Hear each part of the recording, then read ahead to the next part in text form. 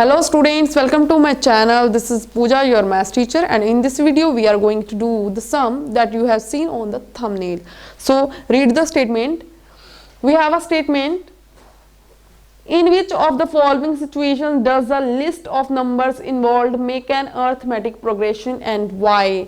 हमें एक situation given है, हमें चेक करना है कि इस सिचुएशन से जो भी हमारे पास नंबर्स की लिस्ट बन रही है क्या वो एपी है या नहीं, अगर है तो क्यों है।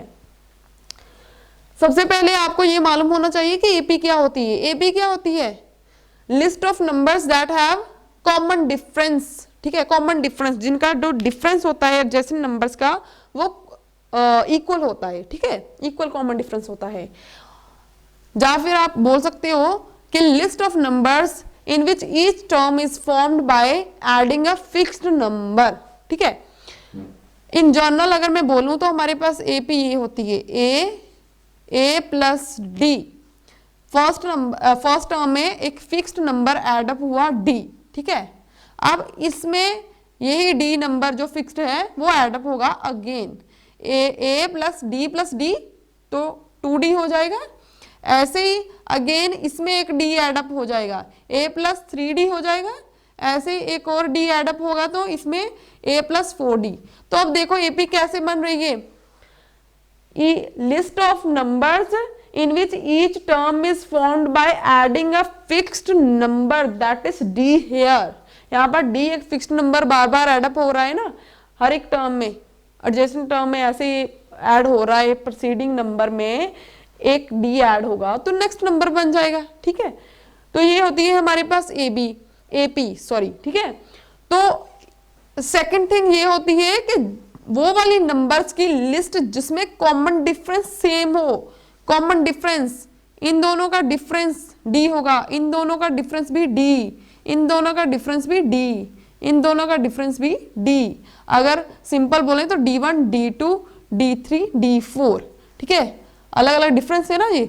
अगर ये सारे डिफरेंस इक्वल हो दैट इज डी के इक्वल हो। ठीक है, कोई भी एक नंबर हो सकता है जिसके इक्वल हो जाए। ठीक है, अगर इनके डिफरेंसेस कॉमन डिफरेंस सेम हो, इक्वल हो, then we can say that the given list of numbers is form an AP.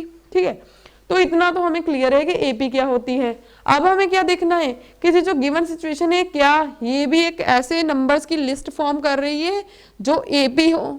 ठीक है, तो वो कैसे चेक करेंगे। So read the situation. The cost of a digging a well after every meter of digging when it cost 150 rupees for the first meter and rises by rupees 50 for each subsequent meter। Okay, इसे तो read out करके पता चलता है कि ये AP form करेगा। How, देखो फर्स्ट डिगिंग के लिए अगर मैं फर्स्ट टर्म ले लूं ए, फर्स्ट डिगिंग के लिए कितना कॉस्ट है 150 रुपीज। ठीक है ना, रुपीज नहीं लिखूंगी यहाँ पे, 150। अब ऐसे ही for first meter and rise by rupees 50 for each subsequent meter. First meter digging के लिए उसने 150 चार्जेस लिए। अगर 2 मीटर्स डिग करना हो तो फर्स्ट मीटर के लिए तो 150 हो गया। अगर 1 मीटर और नीचे जाना हो तो अगले मीटर के लिए मान लो अगर 2 मीटर डिग करना हो तो कितना होगा उसके लिए 150 तो होगा ही, साथ में कितने एक्स्ट्रा चार्जेस लगेंगे नेक्स्ट मीटर के लिए 50 एक्स्ट्रा लगेंगे। ठीक है, ओके, मैंने तो यहीं पर लिख दिया। हम ऐसे लिखते हैं, ए लिया या A2 लेते हैं। ठीक है, इसमें कितने 50 रुपीज एड अप हो गए। ऐसे ही अगर थर्ड 3 मीटर नीचे जाना होगा तो क्या होगा, मतलब अगर थर्ड मीटर भी डिग करना होगा और नीचे खुदाई करनी होगी तो कितने चार्जेस एक्स्ट्रा लेगा थर्ड मीटर के लिए।